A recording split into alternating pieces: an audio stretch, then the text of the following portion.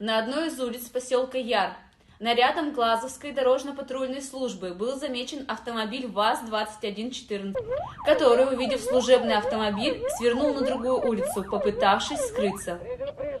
Экипаж ДПС, заподозрив, что водитель данного автомобиля может находиться в состоянии опьянения, включив специальный звуковой сигнал и проблесковые маячки, стал преследовать вышеуказанный автомобиль. Автомобиль ВАЗ-2114 вскоре остановился. Инспектор ДПС вышел из патрульного автомобиля и подошел к водителю проверить документы. Дождавшись автоинспектора, водитель задним ходом протаранил служебный автомобиль и начал движение вперед. Инспекторам в срочном порядке пришлось продолжить преследование транспортного средства. На неоднократные требования сотрудников полиции об остановке водитель не реагировал. Продолжал движение на высокой скорости, маневрируя из стороны в сторону по проезжей части, с выездом на полосу встречного движения. Понимая угрозу для окружающих, инспекторы предупредили лихача о применении табельного оружия. Однако вразумить нарушителя не удалось.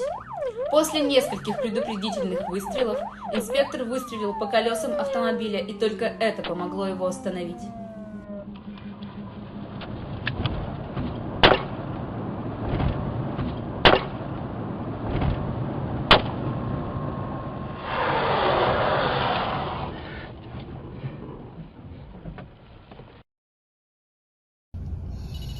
Дуем. Еще. Все, достаточно? Идет анализ.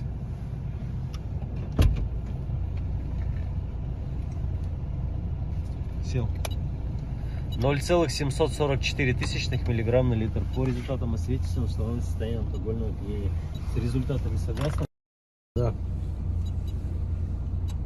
Нарушителем оказался 39-летний мужчина, не имеющий водительского удостоверения, у которого было установлено состояние опьянения. В отношении него составлены административные материалы. Водитель задержан, автомобиль помещен на специализированную стоянку. В результате применения оружия никто не пострадал.